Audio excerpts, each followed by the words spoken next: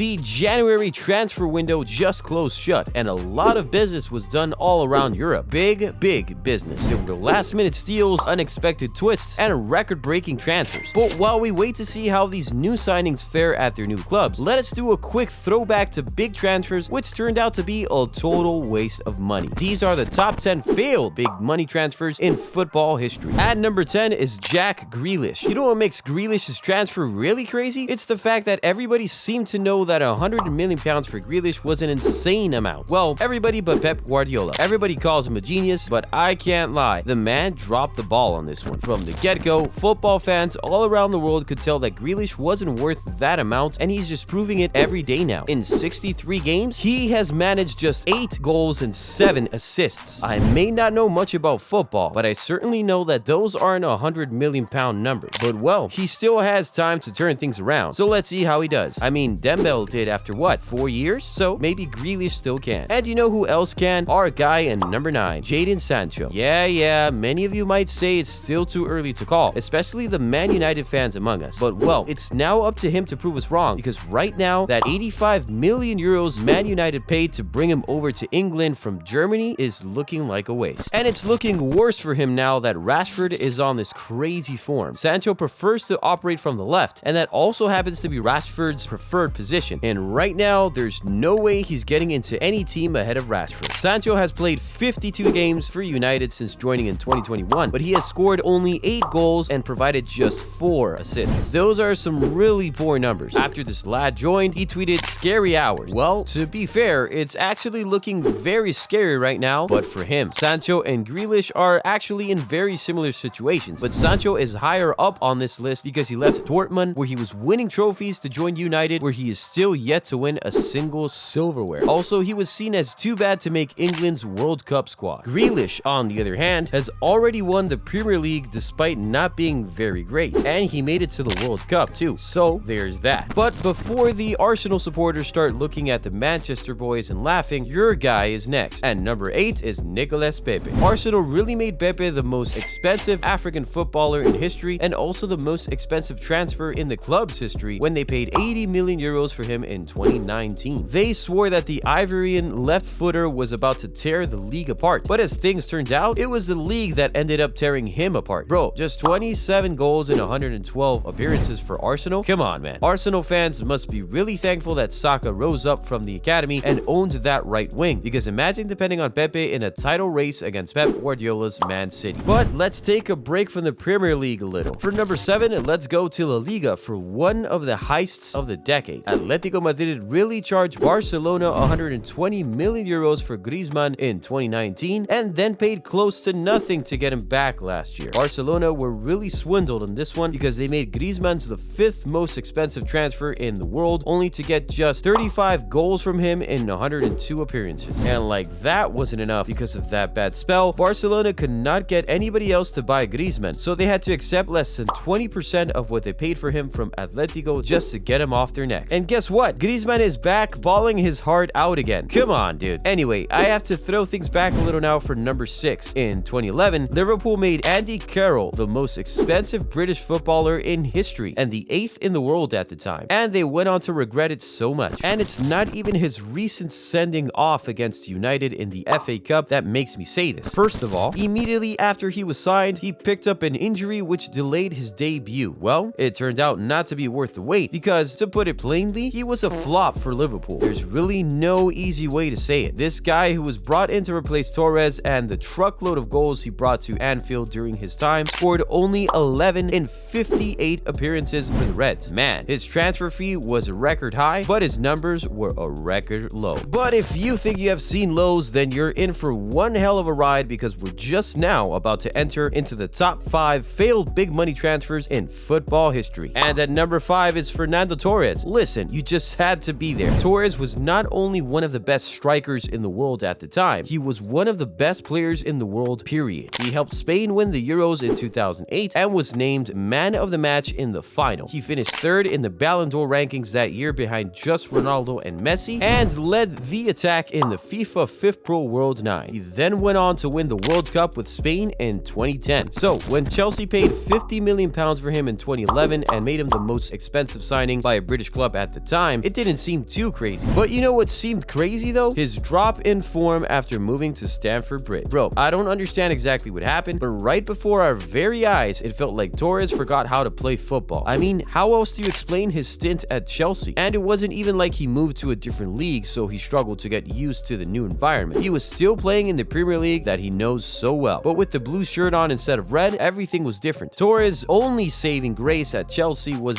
that goal against Barcelona, which sent Chelsea to the Champions League final in 2012, which they eventually won. If not for that goal, he may have been #1 on our list today. But while you could say Chelsea were finessed for that one, they were surely the ones doing the finessing with our #4 entry today, Eden Hazard. Listen, Hazard just went to Real Madrid to retire. The way he was applauding the crowd after that Europa League final in 2019, we should all have known. Madrid really paid 100 million euros for him, thinking they were getting the perfect replacement for Ronaldo, but all they got was a man who just wanted to eat burgers and occasionally visit the hospital. It feels like somewhere on the flight to Spain, Hazard lost a part of his brain which was responsible for his skills and knowledge of football, because even when Belgium called, he could not turn up. And you know what makes this even crazier? He is currently Madrid's highest paid player. I'm sure Perez and his gang are just counting down the days until summer next year when his contract expires, because I'm not sure any football club will pay money to get Hazard right now. But I can't even say Chelsea put the money they got from finessing Madrid into good use, because they went and spent it on the #3 failed big signing in football history, Romelu Lukaku. They paid 115 million euros to bring Lukaku back to Stamford Bridge in 2021, and the fans swore he was about to be the best thing since sliced bread, only for him to get on an interview and start talking about how much he misses his ex just months after his very expensive transfer, the ex being Inter Milan. And what's interesting about Lukaku is that he's sort of a double barrel entry, because his move from Everton to Man United cost 85 million pounds, and it also wasn't the best of times, to be honest. Now he's back to Inter on loan, and it's still not looking very pretty for the Belgian. Injuries are doing a number on him, and the performance he put up at the World Cup did him absolutely no favors either. So much for the most expensive player of all time as per combined transfer fees. Speaking of most expensive, we have the most expensive defender in football history in #2, Harry Maguire. When United signed the Englishman from Leicester in 2019 for 87 million euros, Man United fans tried to compare his signing with that of Van Dijk for Liverpool, but in no time they got to the realization that that was just a big waste of money and absolutely nothing close to VVD. Every time Maguire steps on the pitch for United, he looks like he has an error in him. Bro, the lad really cost the team so much before Ten Hag finally decided to relegate him to the bench this season. And to make matters worse, he was named club captain. Record signing, club captain, and still so bad? Must have been really hard for United fans. Anyway, we're finally at #1, and it's nobody else but Philippe Coutinho. This guy is still the third most expensive signing in football history, and all I can say is that Liverpool really finessed Barcelona. They saw that the Catalans had a lot of cash at hand from that Neymar sale, so they wanted to get their own piece of the pie. They took that money, bought Van Dijk and Alisson, who helped them win the Champions League and the Premier League, while Barcelona had to suffer Champions League embarrassments with Coutinho. And you know what made this particular transfer even worse for Barcelona? They loaned this guy to Bayern Munich to have some breathing space, and what would he do? He came off the bench in the Champions League quarterfinal game against them to put up his best performance since he left Liverpool and went on to win the trophy. And the madness didn't even end there. Barcelona then had to pay Liverpool extra for that Champions League win, even though he dunked on them on his way to winning it with their rival. So, as it stands, Barcelona's worst big money signing in history has won the Champions League more recently than them. Bro, those were some really dark times for Barca. I can't even lie. Anyway, which of these transfers wins the award for the absolute worst big money transfer in football history for you? Let us know in the comments. Also, know that the transfer window is closed. Let's get your prediction on these new signings. Which of them do you think will succeed, and which do you think will fail? Get the conversation going in the comments. While you're there, make sure to give the video a thumbs up and smash the subscribe button. See you in the next video. Ciao!